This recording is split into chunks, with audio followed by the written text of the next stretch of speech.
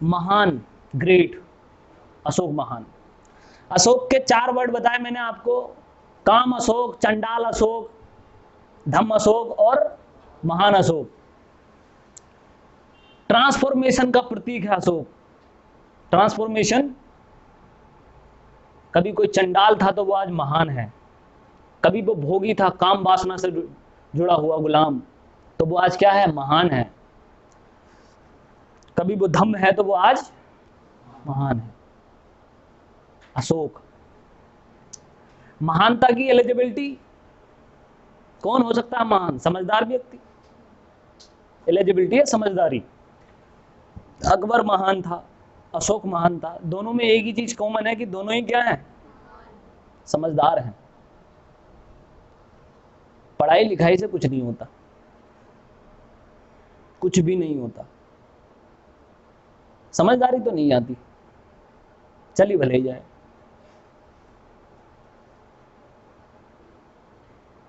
कुरान शरीफ में बड़ी अच्छी बात है कि इल्म का सबसे बड़ा ड्रॉबैक क्या, इल्म का सबसे बड़ा ड्रॉबैक है अहंकार।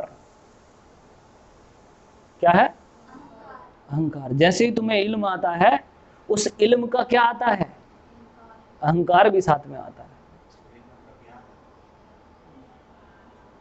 समझ रहे? तो अशोक समझदार है, अकबर समझदार है। बर्नौली की प्रमेय नहीं आती उनसे, थ्योरम व्योरम नहीं आती हैं, फिजिक्स केमिस्ट्री मैथ्स, ये तो इंफॉर्मेशन होती है, सब्जेक्ट इंफॉर्मेशन है। समझदारी बहुत अलग चीज है, समझ गए? तो महानता की एलिजिबिलिटी क्या बताई मैंने, समझदारी। फिर इसके बाद में मैंने बताया कि देखो महात्मा बुद्ध थे, महावीर स्वामी थे, इनके आगे महान नहीं लगा, क्योंकि ये लोग आम आदमियों से ऊपर उठ गए। प्रॉफेट मोहम्मद है, ये आम आदमी नहीं है, इसलिए आम आदमी में जो श्रेष्ठ पुरुष हो उसके आगे महान लगता है। पहली बात तो ये, तुम कभी ये कहने लगो कि महात्मा बुद्ध के आगे महान महात्मा बुद्ध क्यों नहीं लगा, प्रॉफेट मोहम्मद के आगे महान प्रॉफेट मोहम्मद क्यों नहीं लगा, या फिर महावीर स्वामी के आगे महान महावीर स्वामी क्यों नहीं लगा, नहीं लगेगा। महात्मा गांधी के आगे महान महात्मा गांधी क्यों नहीं लगा, नहीं लगेगा। ठीक है, ये लोग क्या हैं, ऊपर उठ गए हैं। जीसस क्राइस्ट, ये तो पैगंबर हैं। कौन है, ठीक है। पैगंबर आम आदमी नहीं होता, पहली बात तो ये समझ जाओ कल की क्लास से। प्रोफेट या मैसेंजर कभी आम आदमी नहीं होता। राजा एक आम आदमी होता है, और राजाओं जितने भी किंग्स हैं, जितने भी ह्यूमन बीइंग हैं, उनमें जो श्रेष्ठ पुरुष हो जाए, उसका अपलिफ्टमेंट हो जाए, उसके अंदर औरों की अपेक्षा ज्यादा क्या आ जाए, समझदारी आ जाए, वही महान है।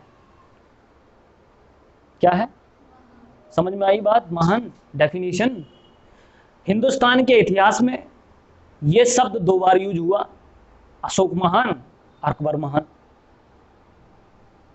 वर्ल्ड हिस्ट्री में भी ये 2 बार यूज हुआ, द ग्रेट अलेक्जेंडर या अलेक्जेंडर द ग्रेट जिसे बोलते हैं, सिकंदर हिंदी में, महान सिकंदर। और दूसरा है द ग्रेट नेपोलियन बोनापार्ट। समझ गए? तो अशोक की बात करते हैं। अशोक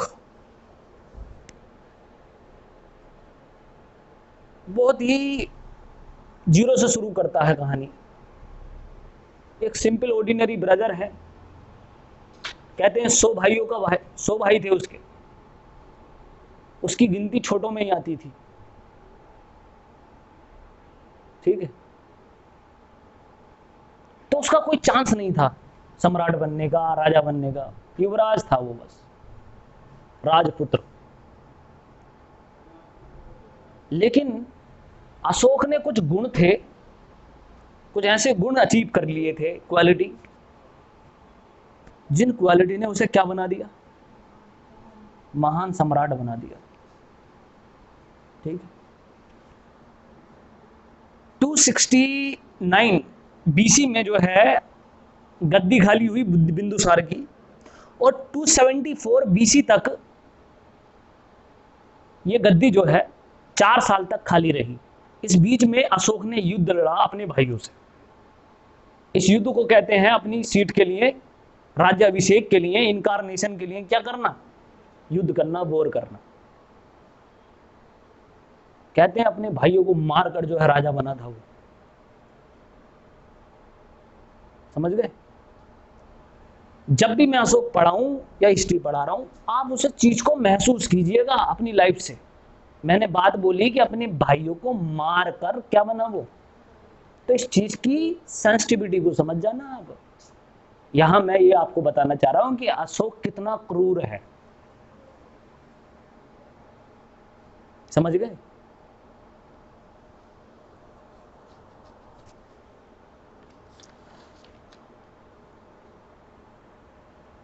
तो अशोक बना भारत का पहला चक्रवर्ती सम्राट।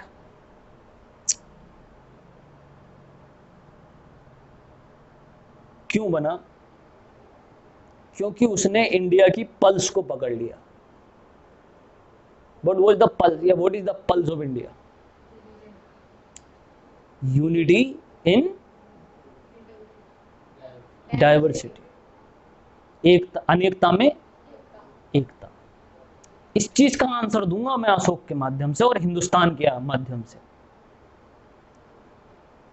बचपन से स्टार्ट होता, क्लास 3rd से ये क्वेश्चन यूपीएससी मेंस एग्जामिनेशन से इंटरव्यू तक पूछा जाता है। क्या मतलब है इसका? आज बताऊंगा मैं इसका मतलब कि यूनिटी इन इंटीग्रिटी का मतलब, डाइवर्सिटी का मतलब क्या है। यूनिटी इन डाइवर्सिटी जिस देश में हो, उस देश में वही राजा कामयाब होगा जो सबको साथ में लेकर चलेगा। जो क्या करेगा? ठीक, जो सबको साथ में लेकर चलेगा।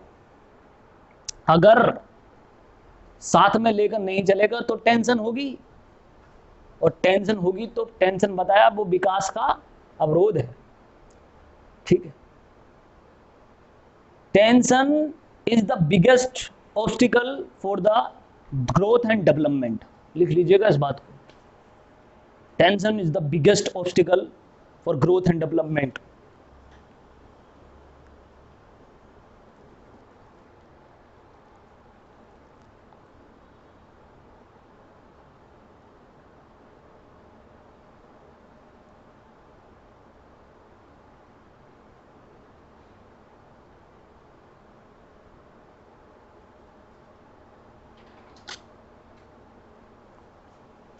टेंशन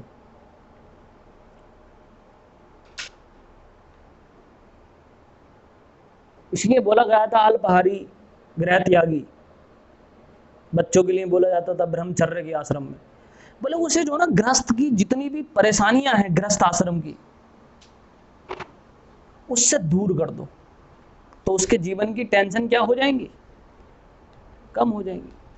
देखो निगेटिविटी होती है। तुम्हारे पापा जी उदास होकर बैठ रहे हैं, आ गए तुम्हारे पास बैठे हैं, तुमसे दूर बैठे, तुम बराबर में पढ़ाई कर रहे हो, तुम पूछोगे या पूछोगे नहीं? देखोगे नहीं, पूछोगे तो अंदर से जो अंतरात्मा होगी वो तू कितना निर्दयी हो रहा, अपने पापा का दुख नहीं बैठ सकता बता। तो पूछ ही लोगे पापा क्या हो गया, फिर पापा कहानी सुना देंगे, तो पापा का दुख बढ़ जाएगा और वो आधा 50% किसके अंडर में आ जाएगा? हो गई टेंशन, हो गया विकास। विकास बिक्की बन गया। समझ गए? तो अगर इंडिया है और इंडिया में बहुत सारे लोग रह रहे हैं, अलग अलग रिलीजन, अलग अलग कम्युनिटी के, उन दोनों के बीच में क्या रहेगी? टेंशन। तो विकास होगा? नहीं होगा, कभी भी नहीं होगा। समझ रहे हैं? नहीं होगा।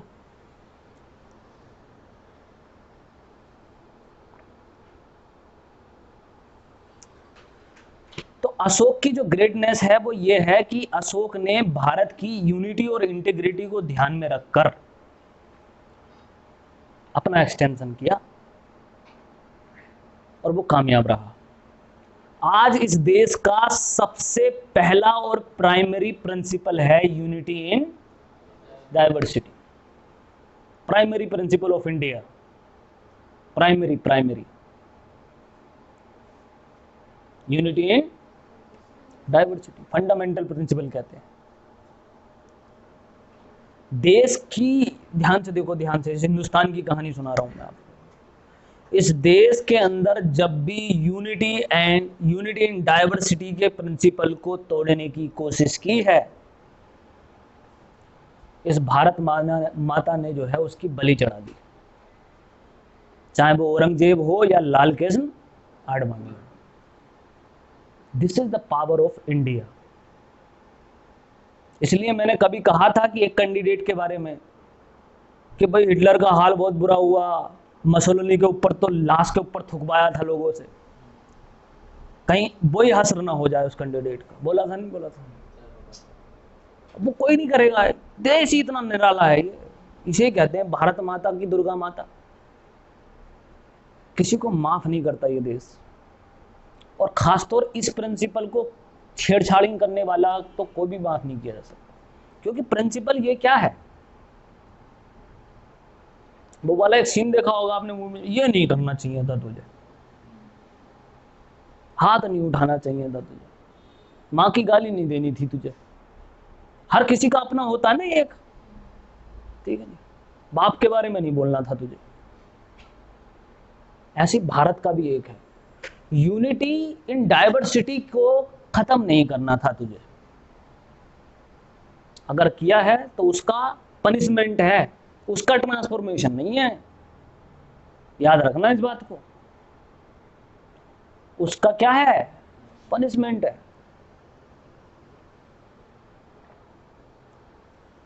औरंगजेब देखो कैसे गालियां खाता है आज भी, मरने के बाद भी कितना मारते हैं लोग उसे हिस्ट्री में, और एक जिंदा रहने के बाद भी मौत से बदतर जिंदगी होगी जिसकी। ये नतीजा होता है यूनिटी एंड डाइवर्सिटी का, इससे कोई छेड़खानी नहीं। चक्रवर्ती था, तो चक्रवर्ती का मतलब मैं बता देता हूं, अर्थशास्त्र में जो है लिखा गया है चक्रवर्ती का मतलब, चाणक्य ने बताया है, जिस राजा का 1000 योजन पर, कितने हजार योजन पर? 1000 योजन पर कब्जा हो जाए, वही चक्रवर्ती सम्राट है। योजन शब्द जो है हनुमान चालीसा में भी यूज किया गया है।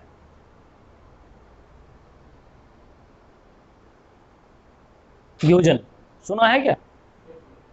वो लाइन बोल सकता है कोई बच्चा? वही तो सही से बोलनी थी। हनुमान चालीसा याद है यहाँ किसी को? तो उसमें योजन वाली लाइन बोल सकता है कोई? रहने दो।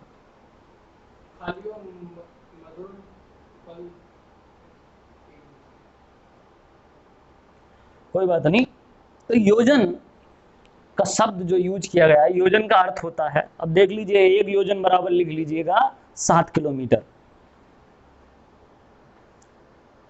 ऐसे ही नहीं यूज कर लिया कोई भी शब्द, इसलिए बार बार पूछ रहा था चक्रवर्ती का मतलब पता है, चक्रवर्ती का मतलब पता है।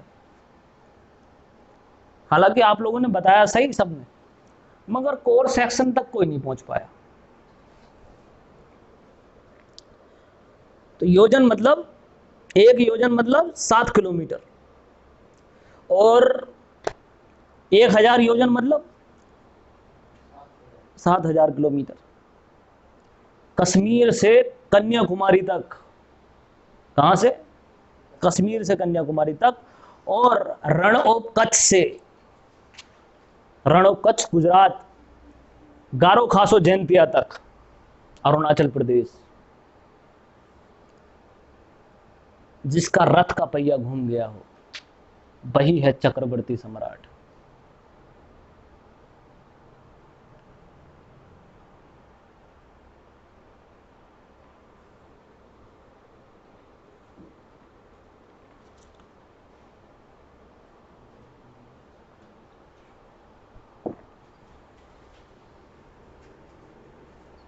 Unity in diversity. अब डाइवर्सिटी है क्यों? क्यों है डाइवर्सिटी इंडिया में, बताइए।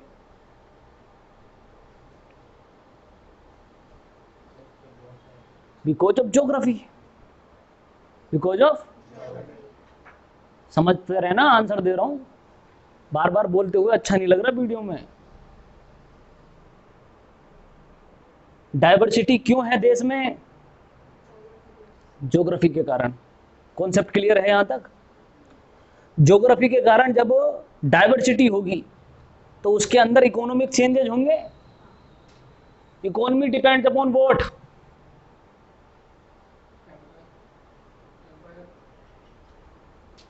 एम्पायर तो है ही, एम्पायर डिपेंड करता है इकोनॉमी पे, इकोनॉमी थोड़ी ना डिपेंड करती है empire. Economy depends upon geography, किस पर, ज्योग्राफी।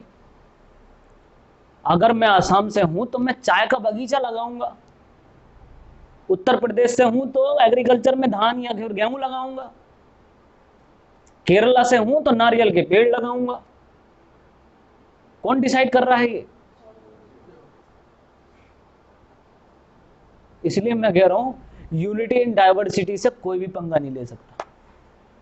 ज्योग्राफी से पंगा लोगे क्या आप? अगर जो पंगा लिया तुमने ज्योग्राफी से, फिर वो पंगा दे देगी।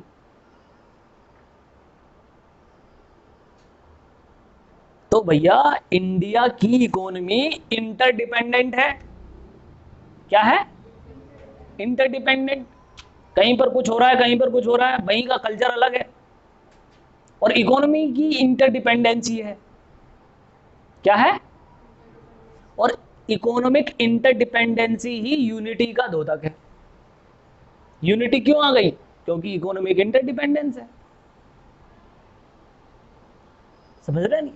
हमें मसालों की जरूरत है तो हम साउथ इंडिया को जो है अपना पार्ट बनाएंगे, और उन्हें किस चीज की जरूरत होगी? धान चावल गेहूं की।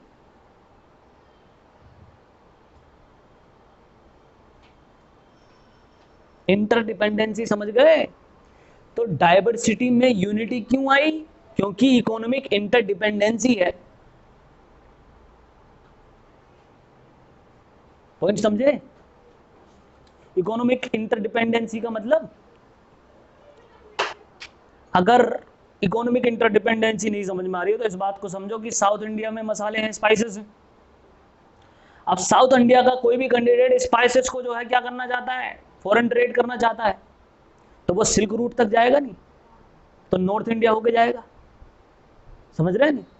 तब नॉर्थ इंडिया होके जाएगा तो फिर नॉर्थ इंडिया से रिलेशन अच्छे करने पड़ेंगे या फिर पार्ट बनना पड़ेगा। तो इकोनॉमिक इंटरडिपेंडेंसी आ गई।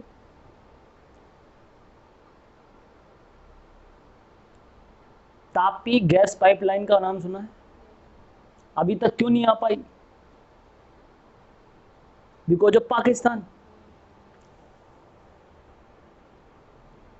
Turkmenistan, Afghanistan, Pakistan, India, 3 country राजी, एक राजी नहीं।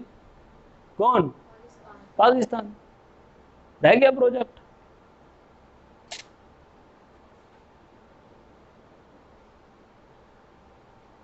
अगर हम भी ऐसे ही करने लग जाएं तापी की तरह, पाकिस्तान की तरह, तो साउथ इंडिया अपने मसाले सिल्क रूट तक पहुंचा सकता था।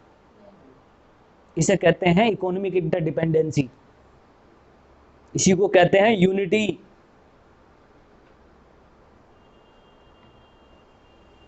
समझ गए?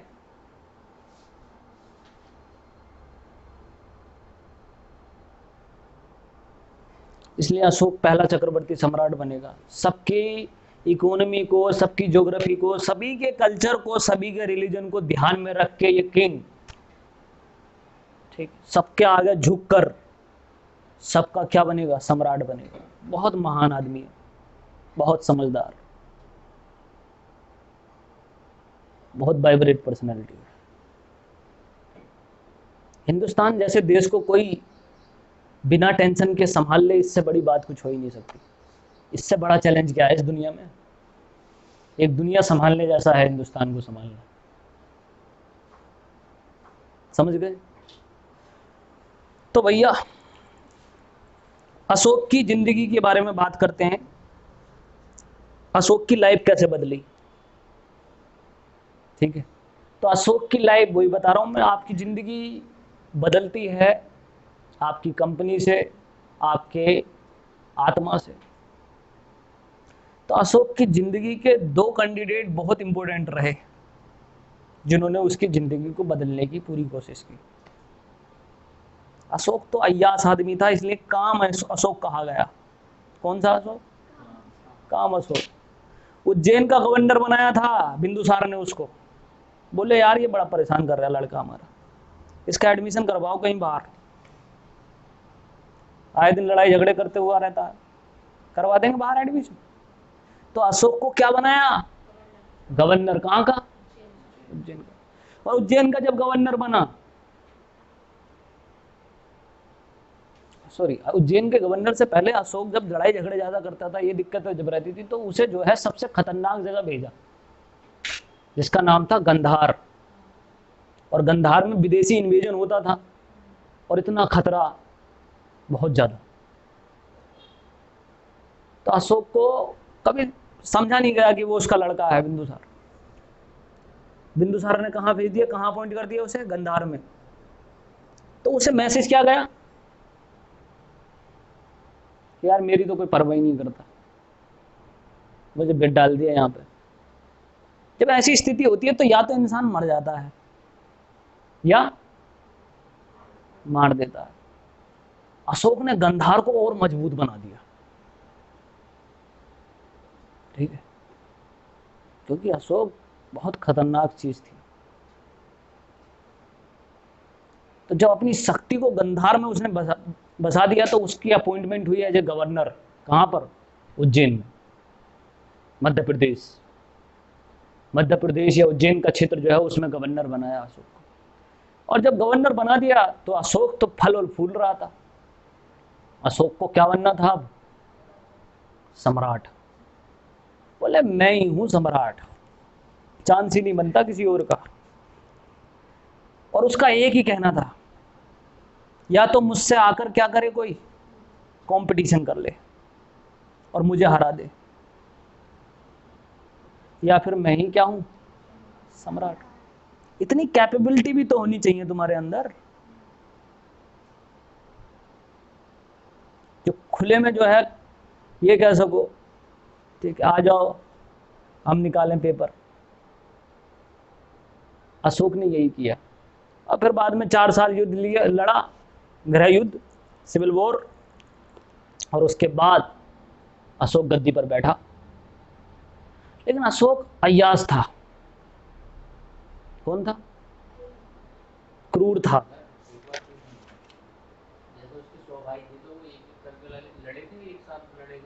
भाई देखो, ये जो है ना, बात पर विश्वास नहीं किया जाता, लेकिन ये जो है लिटरेरी साक्ष्य है, एविडेंस है, मुद्रा राक्षस में लिखा गया है, ठीक है। लेकिन ऐसा 100 नहीं होंगे, 50 होंगे, 20 होंगे, 30 तो होंगे ही, लेकिन सबको मार के बना अशोक, ये तो बात है। अरे एक को मारा हो या 100 को मारा हो, मारा तो, हाँ बस मारना इंपॉर्टेंट है, कितनों को मारा ये इंपॉर्टेंट नहीं, ठीक है। तो भाई अशोक के भाई का बेटा था एक, जिसका नाम था, पहला कैंडिडेट जिसने लाइफ बदली उसकी, ध्यान से देखो, अशोक के भाई का बेटा जिसका नाम था निर्गरारोध। निर्गरारोध नाम का एक व्यक्ति था, बेटा था उसका।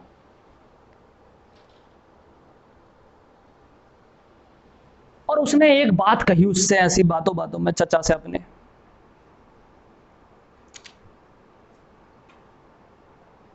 देखिए अहंकार जो होता है ना, वो भगवान बनने की कोशिश करता है, आपको भगवान बनाने की कोशिश करता है। और अहंकार और शक्ति से कभी इंसान भगवान नहीं बना है,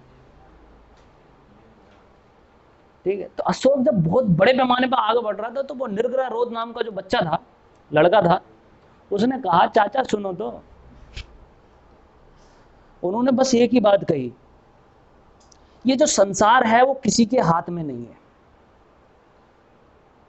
the world is not controlled by anyone.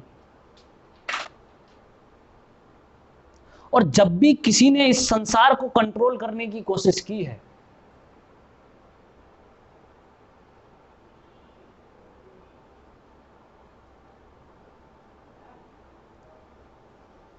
जब भी संसार को किसी ने कंट्रोल करने की कोशिश की है, फाइनली वो बहुत दुखी ही रहा है और उसका अंत हुआ ही है।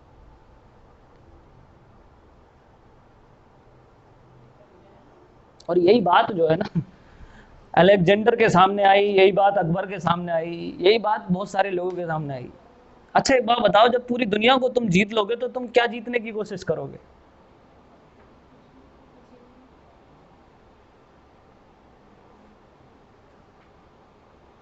अपनी मौत को जीतने की कोशिश करोगे। अलेक्जेंडर ने रिसर्च करवाई थी अमर कैसे बने, मजाक नहीं कर रहा मैं। दुनिया भर के सारे जितने विद्वान थे, डॉक्टर से सबको लगा दिया, बोले कि बस एक ही चीज करनी है, मुझे अमर कर दो। अकबर ने बीरबल से पूछा कि बीरबल तुम्हारे पास हर चीज का सॉल्यूशन है, यार तुम एक बात बताओ, तुम कुछ ऐसा कर दो कि पूरी आगे आने वाली पीढ़ी तक भी जो है ना मैं ही राजा रहूं। कोई ऐसा दवा है, कोई ऐसा सूत्र है, ऐसा फॉर्मूला है?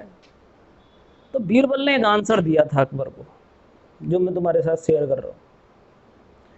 बीरबल ने कहा था कि साहब अगर ऐसा फॉर्मूला होता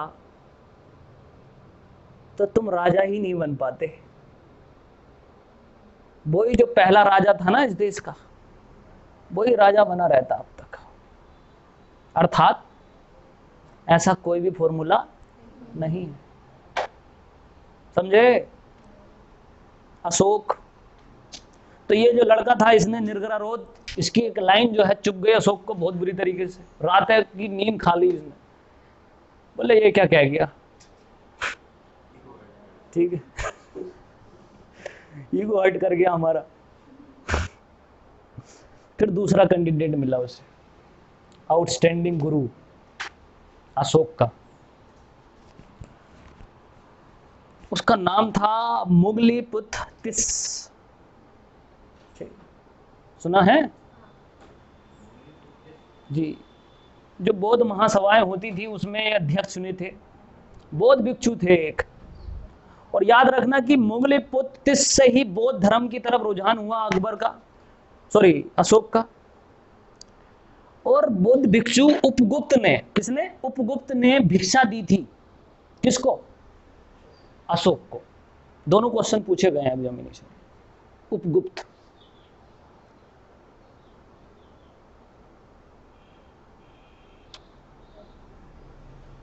बुद्ध ने एक बात कही थी, वो बुद्ध के बारे में एक बात कही जाती है कि हर एक व्यक्ति इस दुनिया के अंदर जिसका दिमाग क्या हो, जिंदा हो, समझदार हो, वो बुद्ध की शरण में जरूर जाएगा। और ये चीज अशोक ने भी प्रभु क्या कर दी। मौलिपतिस ने जो है जब उसका डेवलपमेंट किया और जब बुद्ध की तरफ रुझान हुआ तो बुद्ध का बड़ा प्रभाव हुआ और बुद्ध की वजह से इसका बहुत बड़ा ट्रांसफॉर्मेशन हुआ। ठीक है, एक चंडाल अशोक, एक अय्यास अशोक से ये क्या बन गया? धम्म अशोक बन गया। क्या बन गया? धम्म अशोक।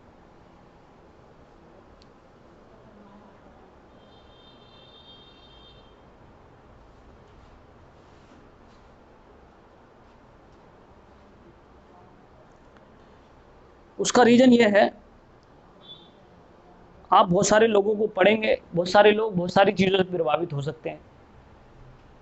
ब्रह्मा विष्णु महेश, दुर्गा माता, प्रोफेट मोहम्मद, जीसस क्राइस्ट, बहुत अल्टीमेट अल्टीमेट फिलोसफीज हैं, ये सबसे प्रभावित हो सकते हैं। लेकिन जब आप बुद्ध को पढ़ेंगे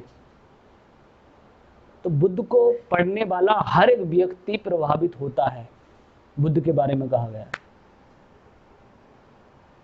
इसकी कोई गारंटी नहीं कि और कोई फिलोसफीज पढ़ने के बाद प्रभावित होना हो, लेकिन इसकी गारंटी जरूर बन जाती है। उन्होंने विचारधारा को इस तरीके से, कलेक्टिव तरीके से, साइंटिफिक तरीके से रखा है कि उन्हें कोई क्या नहीं करता, रिजेक्ट नहीं करता। समझ गए? अशोक भी नहीं कर पाया। अभी तो कुछ भी नहीं, अशोक ने भी यही क्या बोले, शांति दे दो बस, कैसे ही किसी भी रिलीजन से दे दो, किसी भी धर्म, तमाम सारी चीजें हुई, फाइनली कहानी कहाँ पे आकर अटकी, बुद्ध पे अटक गई। तो भाई यूनिटी एंड डाइवर्सिटी वाला जो सेक्शन था वो कैसे प्रिजर्व किया गया अशोक का, the policy of Dhamma, most important tap डाल दो आप, द पॉलिसी ऑफ धम्मा बता रहा हूं, और इसको बताने के बाद में आप थोड़ा बीच में गैप लीजिएगा। द पॉलिसी ऑफ धम्मा यही है यूनिटी इन डाइवर्सिटी को प्रिजर्व करने की पॉलिसी। धम्मा पॉलिसी 99% लोगों को नहीं पता होगी, पढ़ने के बाद भी नहीं पता होगी, कॉम्प्लिकेशन है इसके अंदर, बहुत सिंपल है ये मगर बहुत कॉम्प्लिकेशन है, मिसअंडरस्टैंडिंग हो जाती है लोगों को द पॉलिसी ऑफ धम्मा में।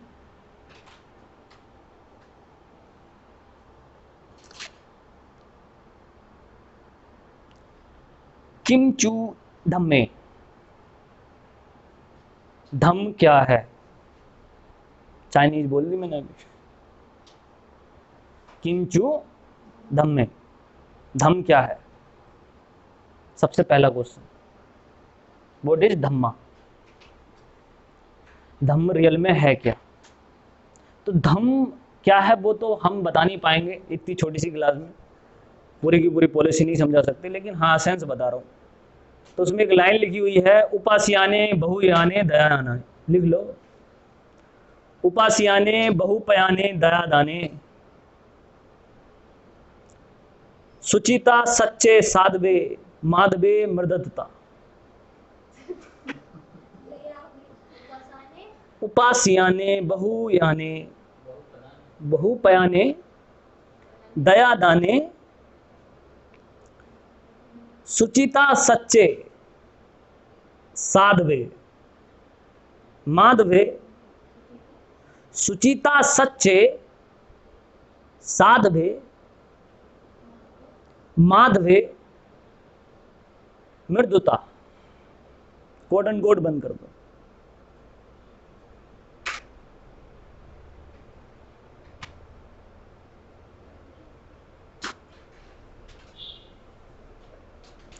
उपासियां ने सबका कल्याण, और सबके कल्याण में उनका कल्याण जो कल्याण को डिजर्व करते हैं, वेलफेयर वो only for those persons who deserve the welfare.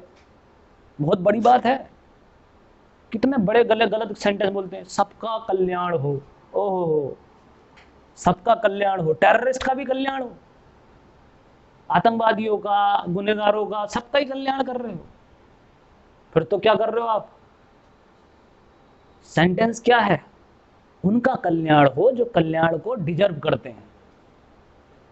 Clarity बहुत जरूरी होती है। सरस्वती माँ आकर जबान पर कभी बैठ जाती, तुम्हें पता नहीं कुंभकर्ण के साथ में क्या हुआ था। ठीक है, निद्रा मुक्त, निंदा हो गई थी, निंदा, मांगा क्या था, अनाज, और मिल क्या गई, नींद। ये सरस्वती, सब सरस्वती हमेशा क्लियर होनी चाहिए। तो उपास्याने का मतलब है वो कल्याणकारी लोग, उनको कल्याण मिले जो कल्याण को क्या करते हैं, डिजर्व करते हैं।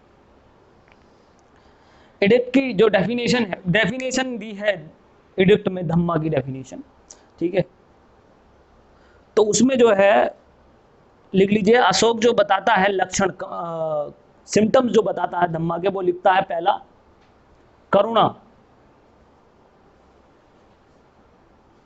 करुणा जो है वो पुण्य का लक्षण है। मृदुता एक पुण्य का लक्षण है, मृदुता होती है पोलाइटनेस। क्रोध एक पाप का लक्षण है, अहंकार एक पाप का लक्षण है।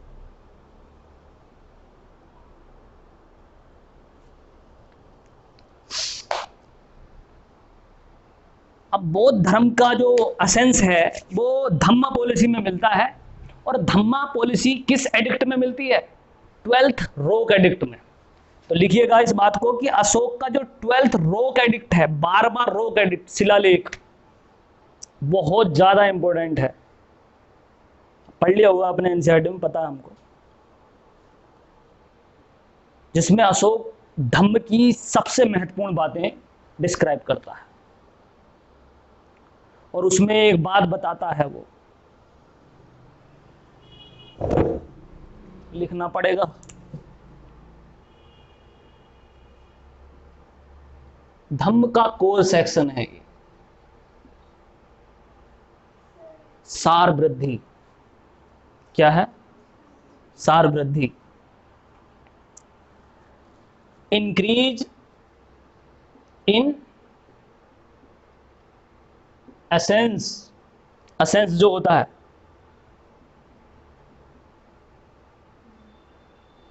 सार होता है ना किसी चीज का, एसेंस, उसमें वृद्धि। सार वृद्धि कॉन्सेप्ट है ये।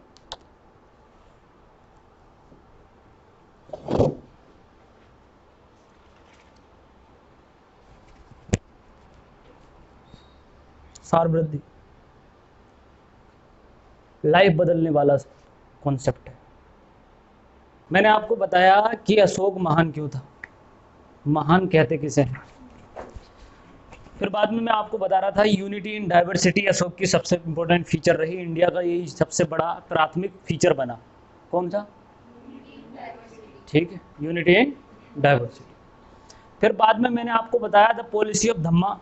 The policy of Dhamma is describe in 12th inscription, या 12th जो शिलालेख है उसमें डिफाइन किया गया है, एडिक्ट। ठीक है, उस शिलालेख में धम्मा पॉलिसी में यूज किया गया है वर्ड सार वृद्धि। क्या? सार वृद्धि। और सार वृद्धि का मतलब बताया मैंने आपको अभी, increase in essence. Increase in essence. अब ध्यान से समझिए, कम्युनल प्रॉब्लम सॉल्व होगी यहां पर। Communal problems, communal means conflict between two community, two और मोर देन टू कम्युनिटी, उनके बीच में कॉन्फ्लिक्ट हो जाए। कम्युनिटी का कोई बेस नहीं होता। हमारे देश में जो कम्युनलिज्म है वो on the basis of religion है।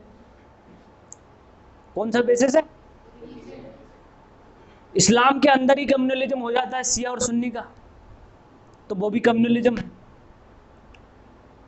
सिखिज्म में कम्युनलिज्म हो जाता है पगड़ी वालों का और बिना पगड़ी वालों का। ठीक, ये भी कम्युनलिज्म है। कभी कभी एरिया वाइज कम्युनलिज्म हो जाता है कि ये इस वाली बिल्डिंग से है, हम अपनी वाली बिल्डिंग से हैं। ये बुद्धि विहार कॉलोनी, ये सिद्धार्थ नगर कॉलोनी, ये भी कम्युनलिज्म का एक द्योतक हो सकता है।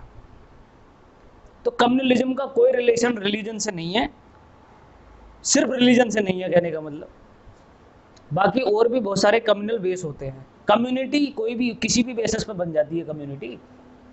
हमारे देश में कम्युनलिज्म किस पर बेसिस है? रिलीजन पर। हिंदू और मुस्लिम का कम्युनलिज्म सबसे बड़ा कम्युनलिज्म। ठीक है, अशोक के टाइम पर कम्युनलिज्म था बुद्ध और ब्राह्मण के बीच में, बुद्धिज्म और, बहुत बड़ी प्रॉब्लम थी कम्युनलिज्म की। तो अशोक ने हैंडल किया इसको थ्रू द पॉलिसी ऑफ धम्म। कौन सी पॉलिसी से? धम्म पॉलिसी से। बहुत बड़ा सॉल्यूशन दे रहा हूं। और धम्मा है सार वृद्धि, एसेंस, इंक्रीजमेंट इन एसेंस। और सार वृद्धि क्या है बता देता हूं। मैंने आपको बताया हर एक रिलीजन एक जैसा होता है। दिनचर्या रिलीजन की अलग होती है, मेटाफिजिक्स रिलीजन का क्या होता है? सेम होता है। बात समझ में आई है? लेकिन फिर भी पुरोहित या प्रीस्ट क्लास जो है वो इस चीज को नहीं समझती। अब फादर हैं क्रिश्चियन में, फादर हैं, तो वो कहेंगे धर्म परिवर्तन कर लो। अगर आपको हेवन चाहिए, क्या चाहिए? तो धर्म परिवर्तन कर लो। हम तो जा रहे हैं हेवन मरने के बाद, तुम नहीं जा पाओगे जब तक ईसाई धर्म नहीं अपनाओगे। समझ गए बात? इस्लाम में भी यही होगा, हिंदू में भी यही होगा। हर एक पुरोहित अपने रिलीजन की तरफ आकर्षण पैदा करेगा। बौद्ध वाले कहेंगे बौद्ध अपना लो, जैन वाले कहेंगे जैन अपना लो। और यही दिक्कत, यही परेशानी जो बन जाएगी, कम्युनलिज्म को जन्म दे देगी। ठीक है, यही दिक्कत जो होगी। क्यों? पुरोहित बता रहा है आपको। कौन? प्रीस्ट बता रहा है। और उसकी बातों में आकर बहुत सारे लोग इसी ट्रैक पर चलेंगे कि अगर हेवन चाहिए तो हमें ईसाई धर्म अपनाना पड़ेगा, जन्नत चाहिए तो इस्लाम अपनाना पड़ेगा, स्वर्ग चाहिए तो हिंदू धर्म अपनाना पड़ेगा। ये धर्म का मेटाफिजिक्स नहीं है। बताया था ना, मेटाफिजिक्स ऑफ द रिलीजन क्या कहता है? Senses to conscious. और बाकी अपने दिनचर्या के हिसाब से जो आपको सूट कर रहा है वो अपना लो आप। हिंदू रिलीजन इस वजह से कामयाब रहा क्योंकि वो बहुत एडजस्ट करता, बहुत। बंगाली आदमी ने कहा हम तो हिंदू धर्म अपनाएंगे ही नहीं, मछली खाते हैं, मच्छी भात। तो हिंदू धर्म ने कहा कोई बात नहीं, तुम मछली खा लो, दुर्गा माँ को चढ़ा देना पहली मछली, बस खा लो। तो मच्छी भात एक इतना बड़ा एडप्शन हो गया। ये ब्यूटी हिंदू रिलीजन में रही, इस वजह से सब कॉन्टिनेंट में ये जो है बहुत बड़े पैमाने पर रहा। अंतिम शासक हर्षवर्धन रहेगा। कब रहेगा? 600 एडी में। और 600 एडी से लेकर इस सरजमी पर अभी तक हिंदू सत्ता नहीं है, लेकिन फिर भी पॉपुलेशन हिंदुओं की बहुत बड़ी है। कभी सोचा क्यों? क्योंकि हिंदू रिलीजन ने मछली खिलाई, क्योंकि इसके अंदर एमेंडेबिलिटी, फ्लेक्सिबिलिटी क्या है? बहुत ज्यादा है। इस्लाम में क्या है? अगर आपने जरा सा भी गुनाह किया, आप इस्लाम से क्या हो गए? बाहर हो गए, काफिर बन गए आप। ऐसा ब्राह्मणिज्म में भी हुआ। जब डॉक्टर बी.आर. अम्बेडकर गांव में जो है आंदोलन चलाते हैं रिवर को लेकर, तो उसमें जो है एक शूद्र व्यक्ति है वो नदी टच कर लेता है, तो पूरी की पूरी नदी क्या हो गई? दूषित हो गया, अपवित्र हो गई। वहीं कुत्ता पानी पी रहा होता है, तो उनसे पूछते हैं कि वो कुत्ता पानी पी रहा तो दूषित हो नहीं गया, ये इंसान पानी पी रहा तो ये दूषित हो गया।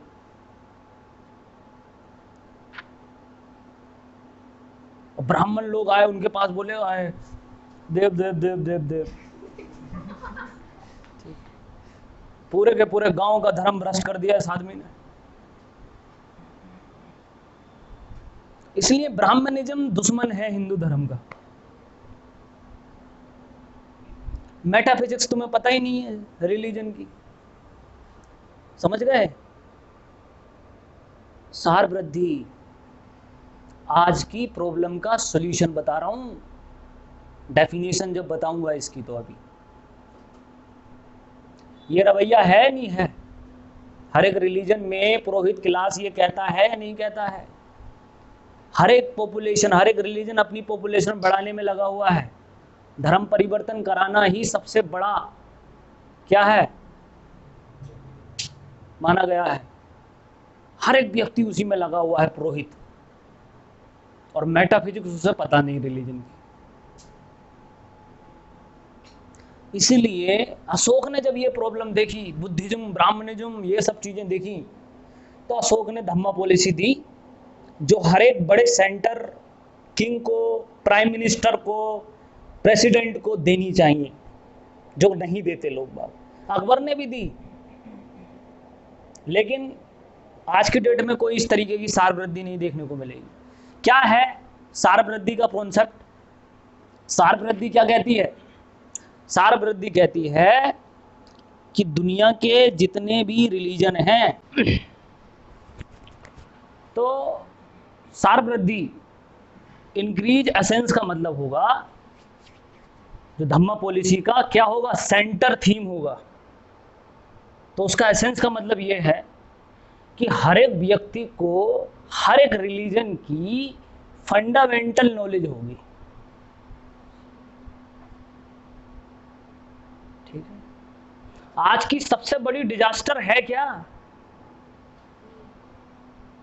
जो रिलीजन की बात करता है उसे खुद नहीं पता कि रिलीजन है क्या।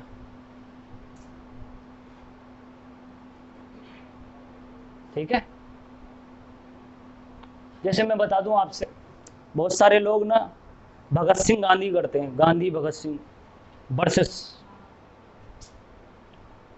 तो भाई मैं भगत सिंह वाला हूं, गांधी से नफरत करता हूं, और मैं गांधी वाला हूं, भगत सिंह से नफरत करता हूं। उसे समझाओ मत, किसी को समझाना तो चाहिए ही नहीं वैसे मैं बताऊं, क्योंकि भगवान नहीं समझा पाए थे एक कैंडिडेट को। महाभारत में कृष्ण भगवान दुर्योधन को समझाने गए, और दुर्योधन ने उन्हें क्या कर लिया? बांध दिया। हनुमान ने रावण को समझाया, अंगद ने रावण को समझाया,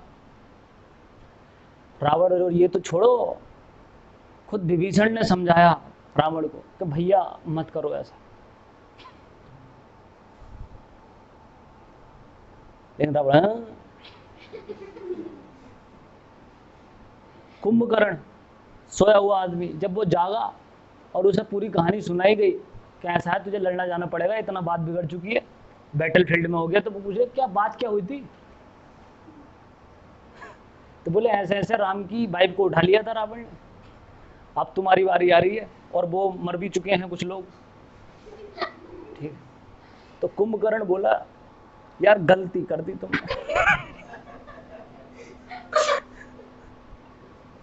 ठीक, हालांकि मैं मना नहीं करूंगा, लड़ने तो मुझे जाना पड़ेगा, लेकिन भैया गलती तुमने कर दी है। और कितनी कॉमन बात, बुद्धिमान आदमी नहीं था कुंभकर्ण, मोटी बुद्धि का व्यक्ति था, मोटा ही आदमी था। लेकिन उसको भी इतनी बात समझ में आ गई कि किसी दूसरे की वाइफ को उठाना गलत है। लेकिन रावण, इन सारी बातों से एक चीज सीखने को मिलेगी, जिंदगी में कभी किसी को समझाना मत। मैं तुम्हें समझा नहीं रहा हूं, ना जरूरत मुझे, मैं तो शूट कर रहा हूं। समझ में आ जाए ठीक, ना है कोई बात नहीं, खुले दरबार है अपने। तो समझाने की गलती मत करना।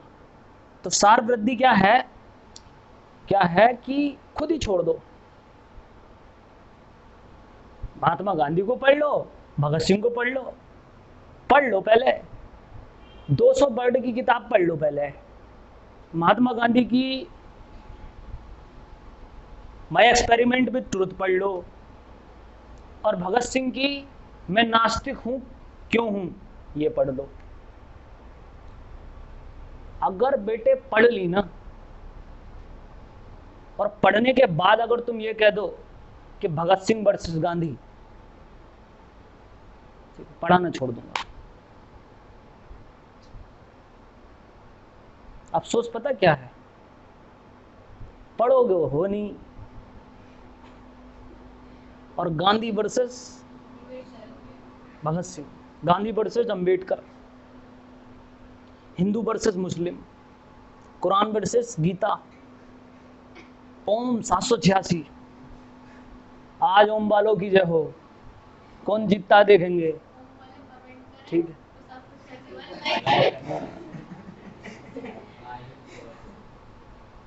समझ रहे हैं असेंस।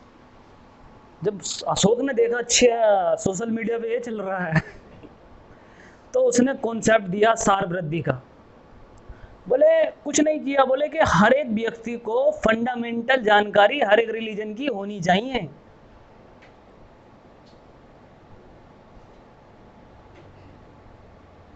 बस इतना कर दिया, यही है सार वृद्धि। अब एक हिंदू बच्चा मदरसे से एजुकेशन लेने के बाद में मदरसे को गाली कैसे दे सकता है? पॉसिबल ही नहीं है। प्रेमचंद की बात कर रहा हूं मैं। फिर तो वो उसकी ब्यूटी को जो है और निखारेगा। ईदगाह लिखेगा, वो कफन लिखेगा, चिमटा लिखेगा। हिंदू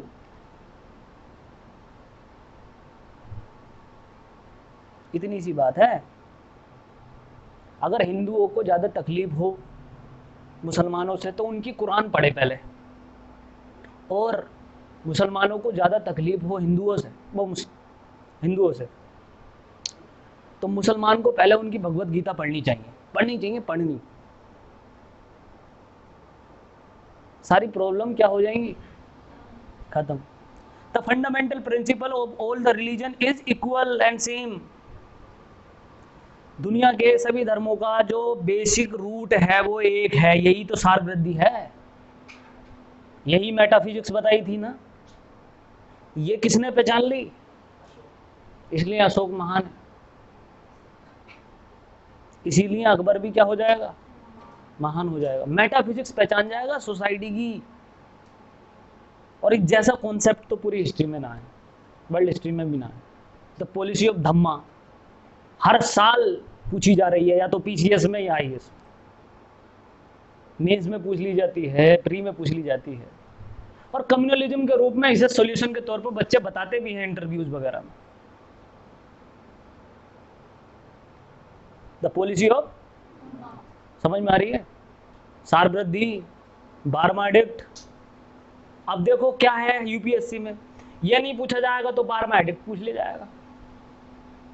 क्यों पूछा गया ये आपको पता होना चाहिए, सही है। अशोक का दूसरा काम रहा revolutionary changes in administration. Revolutionary changes, बहुत बड़े चेंज किए उसने। हाँ जी,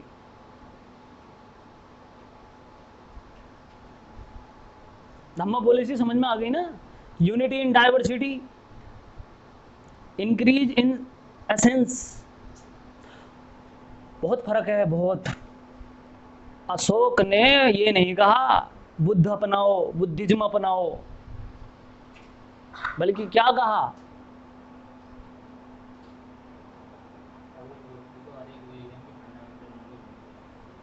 अब बुद्ध में भी तो पुरोहित हैं, बुद्धिज्म में भी तो पुरोहित है, वो बड़े डेंजरस हो गए अब तो, ठीक है। अम्बेडकरिज्म में भी जो है एक तरीके से पुरोहित पैदा हो गए हैं, आडंबर तो हर जगह पहुंच गया है। अब वहां पर कहा जाएगा कि अशोक का जो धम्म है वो ही धर्म है। क्या कहा जाएगा?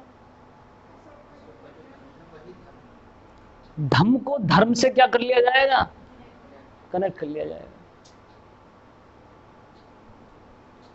अशोक ने सेकुलरिज्म अपनाया था सर। और अगर तुमसे ये कोई कहे और इस पर बहस करे तो बहस मत करना, क्योंकि तुमसे बता दिया मैंने, समझा तुम पाओगे नहीं, क्योंकि समझा तो भगवान भी नहीं पाए थे, भगवान से तो छोटे ही हो।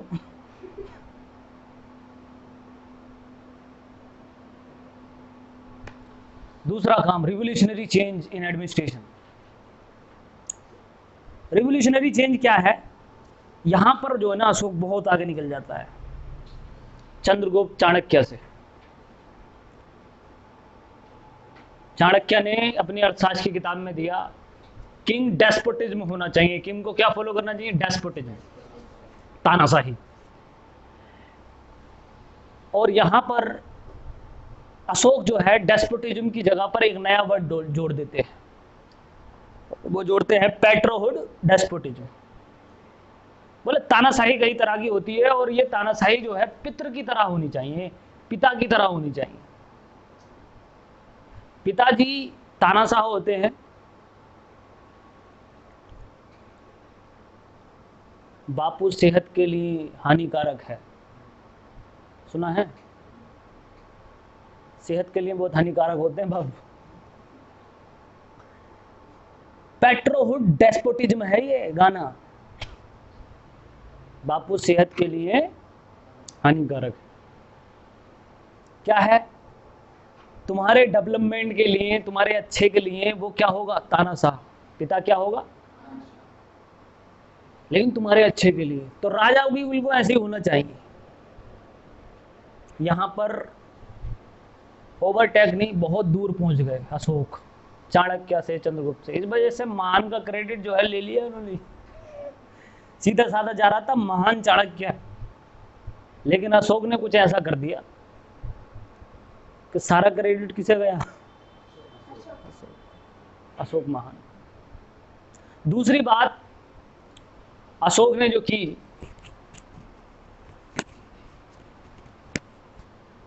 डेस्पोटिज्म, टेट्राहुड डेस्पोटिज्म के बाद में उन्होंने बोला अर्थशास्त्र में, चाणक्य ने, कि king is responsible to the people. King किसके लिए जिम्मेदार है, उत्तरदायित्व है लोगों के लिए। तो इन्होंने कहा कि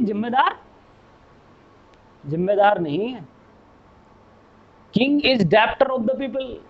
ऋणी है, ऋणी। वो ऋण उतारना पड़ेगा किंग को। क्या है? ऋणी है। तो राजा प्रजा का क्या होता है? ऋणी होता है। और ऋणी जो होता है, डेप्टर जो होता है, उसका एक इंपॉर्टेंट फीचर होता है, कर्ज देने वाला व्यक्ति, ऋण देने वाला व्यक्ति ऋण लेने वाले व्यक्ति के घर पर कभी भी पहुंच जाता है। रात को 2 बजे, ओए बाहर निकल। इसीलिए अशोक ने प्रजा के लिए एक फैसिलिटी उपलब्ध कराई थी, जिसका नाम था कि प्रजा का, किसी भी समुदाय का कोई भी व्यक्ति 24 घंटे 7 दिन कभी भी व्यक्ति आ सकता है और अपनी मदद की गुहार लगा सकता है। न्याय क्या है? जस्टिस। ऐसी ही जस्टिस की पॉलिसी जहांगीर ने भी चालू की थी। जहांगीर जानते हो? जहांगीर का दूसरा नाम सलीम है। बोले हाँ आप जानते हैं, अनारकली, सलीम। तो जहांगीर ने भी चालू की थी। उसने अपने द्वार में न्याय की जंजीर टगवाई थी, जिसे सोने की, गोल्डन चेन भी बोलते हैं। जो भी व्यक्ति जाता था वो उसे घंटे को बजा देता था और जहांगीर प्रकट हो जाते थे। ठीक है, न्याय, जस्टिस। जस्टिस का कोर एसेंस क्या है? जस्टिस फॉर ऑल, सबके लिए न्याय। ये एडवर्टाइजमेंट नहीं कर रहा हूं मैं यहाँ पे, ये कोर एसेंस है, सबके लिए न्याय। लेकिन क्या सबके लिए न्याय है? पिछले महीने द हिंदू में सुप्रीम कोर्ट के एक वकील ने, सॉरी जज ने, वकील तो बहुत छोटी चीज रही, जज ने कह दिया कि न्याय बिकने लगा है, गरीबों के लिए कोई न्याय व्यवस्था नहीं इस देश में। द इंटायर जुडिशरी हिल गई। बोले ये क्या कह रहा है विभीषण? सच कहा झूठ कहा मुझे नहीं पता, लेकिन ऐसा कहा उन्होंने। समझ गए? Next point.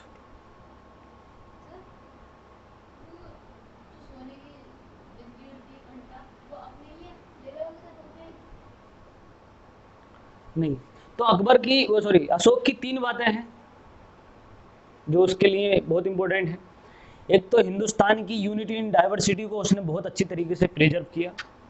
दूसरी बात, उसने एडमिनिस्ट्रेशन को एप्लीकेबल बनाया, बहुत शानदार एडमिनिस्ट्रेशन पहुंचा दिया, बना दिया। तीसरी चीज, उसने फॉरेन पॉलिसी अपनाई। अशोक की फॉरेन पॉलिसी बहुत लाजवाब है। को एग्जिस्टेंस का सिद्धांत दिया, सहअस्तित्व का सिद्धांत दिया। कहा लिव एंड लेट लिव, जियो और जीने दो को एप्लीकेबल बनाया। समझे? और बताया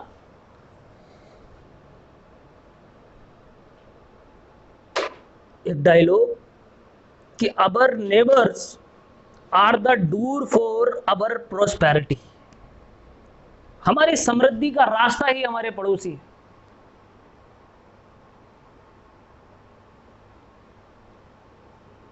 और हम उन्हें कैसे परेशान कर सकते हैं?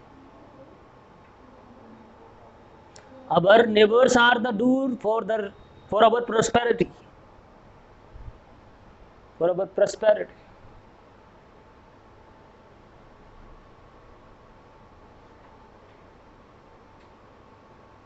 समझ गए? हमारे नेबर ही हमारा प्रोस्पेरिटी का क्या करते हैं? रास्ता है। ठीक है, अब कैसे ये बात बोली पूछना चाहिए तुम्हें। अफगानिस्तान, अगर सिल्क रूट जाएंगे तो अफगानिस्तान से होकर जाएंगे, इंडो चाइना जाएंगे, इंडो चाइना बांग्लादेश होकर जाएंगे, बांग्लादेश तो हमारा ही था पहले, म्यांमार होकर जाएंगे, बर्मा जिसे कहते हैं। इस तरह से इसका रिलेवेंस है। श्रीलंका अगर हम ईस्टर्न इंडिया, वो sorry eastern part of Asia जाएंगे तो कैसे जाएंगे? श्रीलंका होते हुए जाएंगे। इसीलिए अशोक ने अपने बच्चों को बौद्ध धर्म के लिए, प्रचार के लिए और अच्छे संबंध बनाने के लिए, फॉरेन पॉलिसी को एस्टेब्लिश करने के लिए भेजा। बेटे और बेटी को, बेटा था महेंद्र, बेटी थी संघमित्रा, जो श्रीलंका में गए। ठीक है, तो Ashoka had practical foreign policy, ये लिख लीजिए, बहुत प्रैक्टिकल फॉरेन पॉलिसी थी, व्यावहारिक।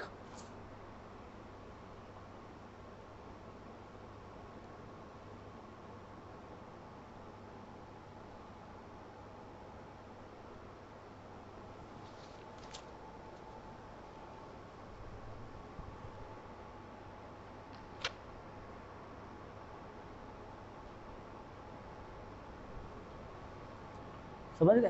देखो प्रैक्टिकल अप्रोच बहुत बड़ी चीज होती है। कौन सा अप्रोच?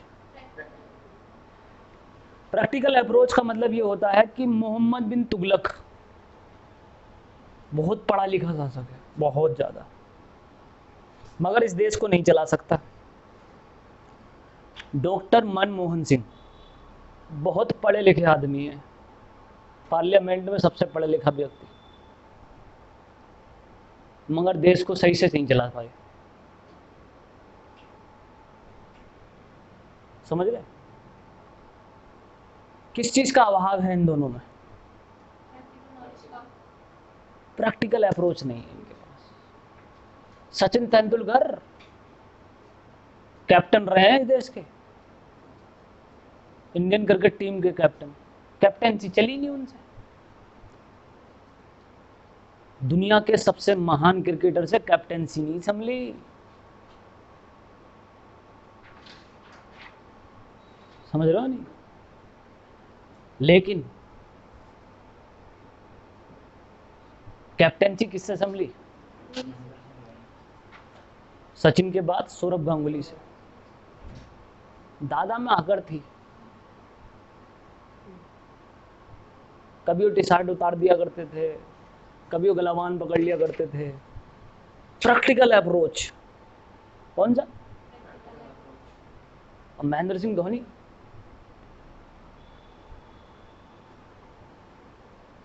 टेम्परेचर को बैलेंस करने वाला कैप्टन, अपनी मर्जी से गुस्सा, अपनी मर्जी से खुशी, अपनी मर्जी से सब कुछ, कूल कैप्टन। कितना बैलेंस रहा होगा उस व्यक्ति में। बहुत बड़ी चीज है महेंद्र सिंह धोनी, बहुत बड़ी। बनाएंगे कभी वीडियो हम बहुत बेहतरीन उसके ऊपर। लीजेंड है वो, लिविंग लीजेंड। शायद ही कोई ऐसा क्रिकेटर होगा, क्रिकेटर तो छोड़ो, मनुष्य होगा जो व्यक्ति अपने टेम्परेचर को इतना ज्यादा बैलेंस कर सकता हो। अपनी मर्जी से कूल है वो, तभी तो कैप्टन कूल है। स्वभाव नहीं है, कोई है ही नहीं स्वभाव महेंद्र सिंह धोनी का। ऐसा है कि महेंद्र सिंह धोनी को कभी गुस्सा नहीं आया? फिल्म हजारों बार गुस्सा आता था, बट गुस्से को किस तरीके से अपनी पावर बनाना है वो कोई महेंद्र सिंह धोनी से समझे। यही हुनर तो बहुत बड़ा हुनर है। प्रैक्टिकल अप्रोच समझ में आया?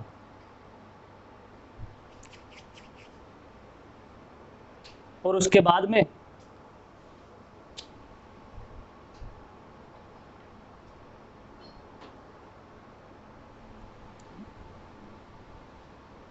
मौर्य पीरियड में वही सिचुएशन आई जो अक्सर किसी बड़े शासक के बाद आती है। कि जब बहुत बेहतरीन शासन हो गया अशोक का, और अशोक के बारे में एक चीज और भी है कि वो एक ऐसा कैंडिडेट था, ऐसा किंग था जिसने अपनी बॉर्डर क्या कर दिए थे, सीमित कर दिए थे, फिक्स कर दिए थे।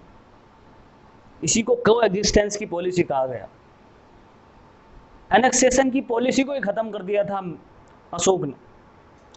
तो जब एनेक्सेशन की पॉलिसी खत्म कर दी जाएगी तो आसपास के जो छोटे किंगडम हैं वो खुशी से रह सकते हैं, सुरक्षा से रह सकते हैं। इसी को सह अस्तित्व कहा गया, को एग्जिस्टेंस कहा गया। यही पॉलिसी तो है हमारी। इतना बड़ा भूभाग है इंडिया, लेकिन नेपाल, भूटान, बांग्लादेश, मालदीव्स, श्रीलंका जैसे कंट्री बड़ी अच्छी तरह से प्रिजर्व हो रहे हैं हमारे माध्यम से। हमसे कभी डरते नहीं, वो एनेक्सेशन की पॉलिसी नहीं है हमारी। कभी उन्हें डर नहीं लगता कि हम भूटान को रातों रात कब्जे में ले लें, नेपाल को रातों रात कब्जे में ले लें, बांग्लादेश को रातों रात कब्जे में ले लें। क्यों? क्योंकि भारत की पॉलिसी कैसी है, को एग्जिस्टेंस की। हमारे अस्तित्व के साथ साथ तुम्हारा अस्तित्व भी रहना चाहिए। यही हमारे फॉरेन पॉलिसी का बेस है, विदेश नीति का, द पॉलिसी ऑफ को एग्जिस्टेंस। कहां से आई? अशोक से।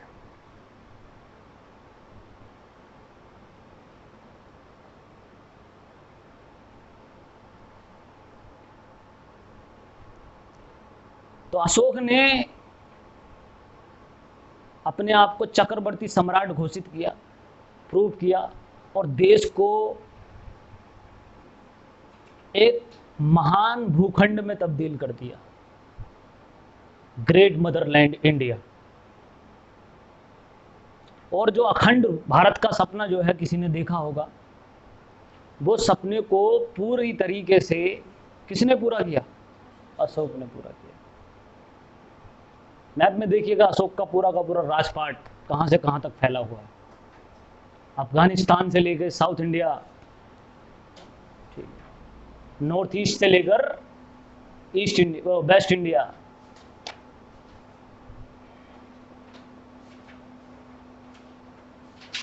लेकिन अब देखिए ट्रांसफॉर्मेशन हो अशोक का, कैसे उसने बौद्ध धर्म को अपनाया, कलिंग के युद्ध का क्या प्रभाव रहा, ये सब चीजें जो हैं डिटेल की चीजें हैं। आप अच्छी तरीके से एनसीईआरटी में पढ़िएगा और बाकी हम रिटन क्लासेस में करवाएंगे। अब फिर हम मौर्यन पीरियड में आ जाते हैं कि मौर्य में अशोक के बाद क्या? हाँ बोलिए।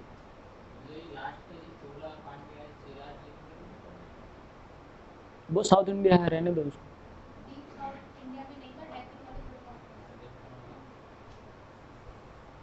साउथ इंडिया की सीमा तक था, ठीक है। देखिए अब अशोक जो है मौर्य साम्राज्य को ले जाएगा ऊपर बहुत, लेकिन अशोक के बाद क्या? देखिए जब आप सुप्रीम अवस्था प्राप्त कर लेते हैं तो सबसे बड़ी समस्या होती है कि आपका सक्सेसर कौन है, आपका उत्तराधिकारी कौन है। और हमारा नेचर और प्रकृति का जो नेचर कहता है वो ये कहता है कि हमारा ग्राफ ऊपर की तरफ ही बढ़ता रहे। अगर अमिताभ बच्चन मेगा स्टार हैं तो एक आम आदमी की धारणा ये रहेगी कि अभिषेक बच्चन मेगा के भी पापा हों एक्टिंग में, तो उम्मीदें नेचुरली क्या हो जाएंगी? बहुत ज्यादा बढ़ जाएंगी। सचिन तेंदुलकर अगर क्रिकेट का भगवान है तो सचिन तेंदुलकर का लड़का जो है वो भगवान से भी ऊपर होना चाहिए, ऐसी उम्मीद हम रखते हैं। आम आदमी क्या रखता है? ऐसी उम्मीद रखता है। हमेशा याद रखना, हमेशा अकबर के टाइम पर मुगल एम्पायर कहां पहुंचेगा? अपेक्स पे पहुंचेगा। अशोक के टाइम पर मौर्यन एम्पायर अपेक्स पे पहुंचेगा। अलेक्जेंडर के टाइम पर मैसेडोनिया अपेक्स पे पहुंचेगा। फ्रांस जो है नेपोलियन के टाइम पर कहां पहुंचेगा? अपेक्स पे पहुंचेगा। लेकिन अपेक्स के बाद में जब उसकी स्थिति डिग्रेडेशन की होगी तो वो पॉलिसी ऑफ द डिग्रेडेशन जो है क्यों आएगा? सबसे पहला फैक्टर। बहुत सारे राजा अशोक के बाद आते हैं, लेकिन कोई भी अशोक के जितना योग्य नहीं होता। फिर वही वाली बात, क्या नहीं होता? कैपेबल। कोई भी इतना योग्य शासक नहीं आता, कोई भी अकबर के बाद इतना योग्य शासक नहीं आता, कोई भी अलेक्जेंडर के बाद इतना योग्य शासक नहीं आता, कोई भी नेपोलियन के बाद इतना योग्य शासक नहीं आता। और वहीं से एट दैट पॉइंट वहीं से डिग्रेडेशन क्या हो जाता है? स्टार्ट हो जाता है, चाहे वो घर का हो, देश का हो, किसी भी चीज का हो। योग्यता। तो मुगल एम्पायर का सबसे प्रमुख कारण जो रहा वो रहा किसी योग्य शासक का ना होना। ठीक है। और जब योग्य शासक नहीं रहता और लास्ट में पहुंचता है मौर्यन एम्पायर का सबसे लास्ट शासक बृहद्रथ। कौन? बृहद्रथ। और बृहद्रथ इतना कमजोर शासक हो गया कि उसी के सेनापति ने उसे कत्ल कर दिया और खुद सुंग वंश की स्थापना कर दी। पुष्यमित्र सुंग डायनेस्टी स्टार्ट होती है। लेकिन मौर्य में इनएलिजिबिलिटी रही। क्या रही? ठीक है। तो देखिए, मौर्य के बाद में पोस्ट मौर्य स्टार्ट होगा, लेकिन पोस्ट मौर्य से पहले मौर्य के टाइम में ही मैं आपको एक इमेज बनाकर दे रहा हूं, वो इमेज ध्यान से समझिएगा। भारत के लिए, इंडिया के लिए, इंडिया की अब बात समझिए। पूरे वर्ल्ड में इंडिया की तूती बज रही है इस टाइम पर, मौर्यन टाइम में। ट्रेड एंड कॉमर्स अपने पीक पर है, वेल्थ अपने पीक पर है, समझ गए? और जब आप बिल्कुल आपका कंट्री वेल्दी होता है, सुपर होता है, तो हर एक व्यक्ति कहां जाना चाहता है? वहीं भागता है। आज इतने से लेकर इतने बड़े तक के व्यक्ति का एक ही सपना है कि मैं यूएसए में जाकर घर ले लूं। समझ रहे? वेल्थ। तो इंडिया के लिए एक छोटी सी बात बता रहा हूं कि एक लड़की 22 ईयर ओल्ड, यंग, खूबसूरत, वेल्दी,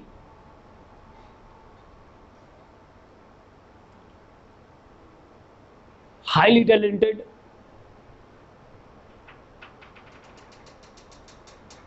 ठीक है। अब उसका पिता मर गया। कौन मर गया? पिता। अब उसका जब पिता मर गया तो आप मुझे बताइए, और हां 600 करोड़ की मालकिन।